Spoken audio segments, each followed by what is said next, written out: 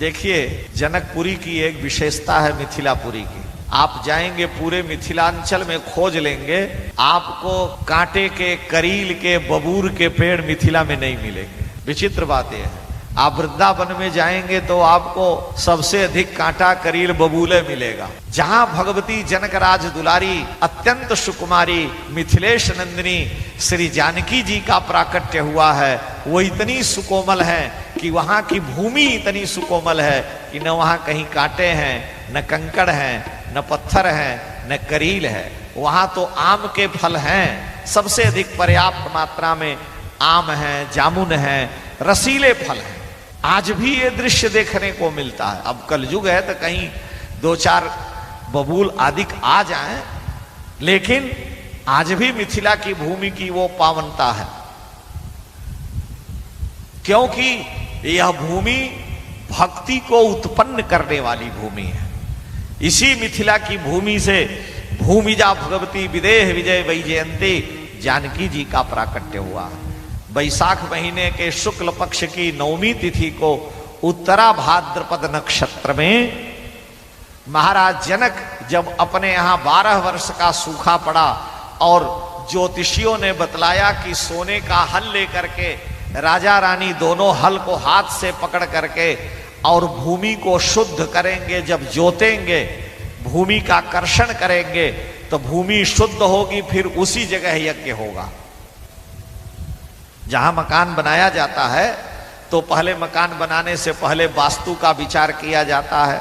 गृह प्रवेश के लिए वास्तु का पूजन, क्योंकि इस भूमि में पता नहीं कितनी बार रक्तपात हुआ है, ये भूमि कितनी बार असुरों राक्षसों से मारी गई, पाटी गई, हड्डियां पड़ी हो, कुछ पड़ी हो। लोग कहते हैं महाराज जब से इस नए घर को बनवाए, प्रवेश किए, तब से बरकत होना बंद हो गया, जितना कमाई आती सब स्वाहा हो जाता है। कुछ लोग कहते हैं महाराज जब से इस घर में बनवाए आए, तब से दिन दूना रात चौगुना वृद्धि होती है। और कुछ कहते हैं कि महाराज जब से घर बनवाए केवल रोटी चल रही है, आया खाए, लेकिन जो है अगले दिन के लिए फिर चिंता करनी पड़ती है। तो हमारे यहां भूमि 3 प्रकार की होती है वास्तु शास्त्र में: सुप्त भूमि, जागृत भूमि और मृत भूमि। अगर मृत भूमि में कहीं आपने मकान दुकान खोल लिया तो वहां बरकत नहीं होने देगी, जितने ले जाएगा सब स्वाहा हो जाएगा। रोज जो है आपको हाथे फैलाना पड़ेगा। तो मृत भूमि से बचना चाहिए। एक होती है सुप्त भूमि, सोई हुई भूमि। अगर आपने उसका शोधन नहीं किया तो सोई हुई भूमि में आप कर्म करेंगे, पेट भर जाए, लेकिन जो संकल्प करेंगे कि इतना बढ़ जाए, ये हो जाए, वो नहीं होने पाएगा। गाड़ी चलेगी केवल, वो भी धक्का मारना पड़ेगा। कहीं बीचे रास्ते में डीजल पेट्रोल खत्म हो गई, खड़ी भी हो जाएगी। ये सुप्त भूमि का प्रभाव। लेकिन जागृत भूमि में आप प्रवेश करते ही सब दिन दूना रात चौगुना बढ़ने लगता है।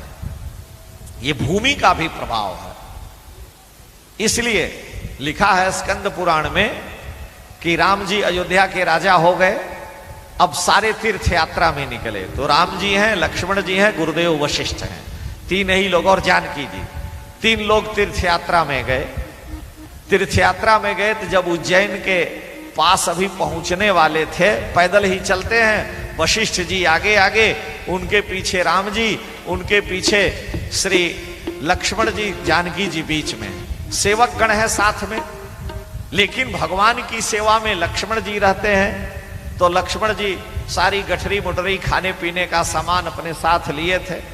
लक्ष्मण जी आगे बढ़े, ये स्कंद पुराण की कथा है। तो उन्होंने सारा झोली झक्कर उठा के जमीन पर रख दिया।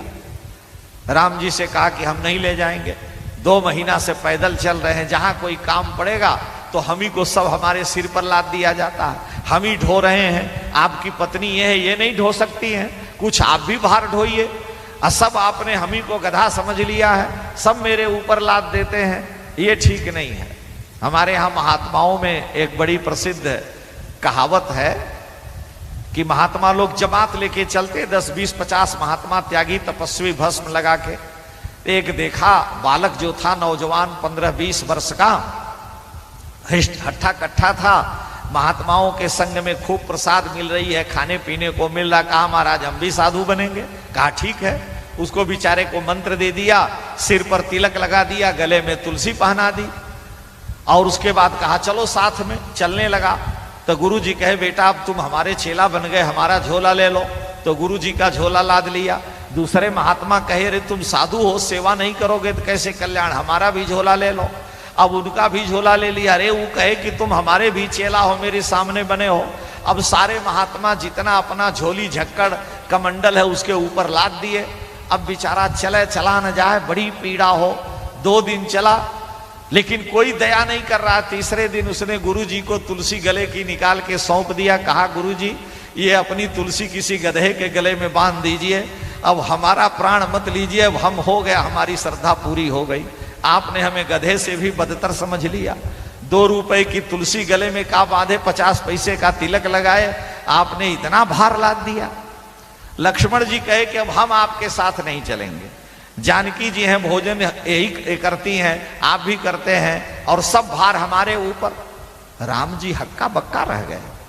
कहे कि आज तक इतना लंका में युद्ध हुआ, लक्ष्मण कभी ऐसा बोला नहीं है, क्या कारण है। गुरुदेव वशिष्ठ से पूछे। गुरुदेव ने लक्ष्मण को समझाया, अरे थोड़ी दूर और चल लो, फिर कल से ऐसा नहीं आएगा। फिर उठा लिए गठरी मुठरी और फिर गट्ठर उठा के चलने लगे। वशिष्ठ जी से राम जी पूछे गुरुदेव ऐसा क्यों। उन्होंने कहा कि राम चिंता मत करो, चलो। लगभग 1 कोस चलने के बाद लक्ष्मण जी गठरी राम जी से श्री वशिष्ठ जी ने कहा कि रघुनंदन ये माटी उठा लो। तो उन्होंने एक वो ले रखा था फावड़ा छोटा सा, उससे भूमि खोद करके उस मिट्टी को अपने कपड़े में बांध करके रख लिए। 1 किलोमीटर चलने के बाद लक्ष्मण जी आगे बढ़ करके सामान रख दिए। विश्वामित्र गुरुदेव वशिष्ठ के राम जी के चरणों में गिर पड़े, रोने लगे फूट फूट कर।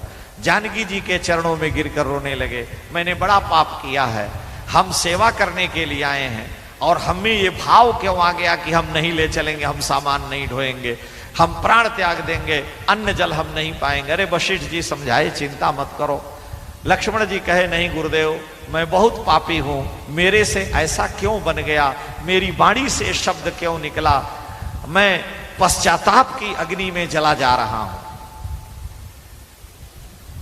वशिष्ठ जी ने कहा कि लक्ष्मण और हे राम, न इसमें लक्ष्मण का दोष है, न हे राम तुम्हारा कोई दोष है, न सीता का।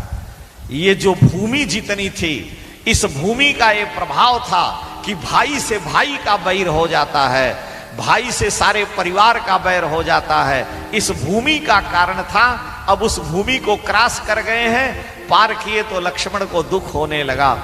ये भूमि में दोष है, इसलिए यहां ऐसा होता ही है। राम जी ने आंखें फाड़ फाड़ के वशिष्ठ जी की ओर देखा। वशिष्ठ जी ने कहा कि लक्ष्मण, राम जी से कहा हमने मिट्टी दी थी कहां रखे, खोदी हुई। उन्होंने कहा ये है। उन्होंने कहा यहां रख दो। मिट्टी को दूसरी जगह रख दिए। लक्ष्मण जी से कहे कि लक्ष्मण उस पर जाके खड़े हो जाओ। लक्ष्मण जी ज्यों खड़े हुए तुरंत झोली फेंक दिए, कहे हम नहीं जाएंगे, आपने क्यों हमको। वशिष्ठ जी ने कहा देखो उस मिट्टी पर पैर पड़ते ही बुद्धि में विकार आ गया। ये स्कंद पुराण की कथा है। कहने का मतलब कि भूमि का दोष बहुत प्रभावी होता है।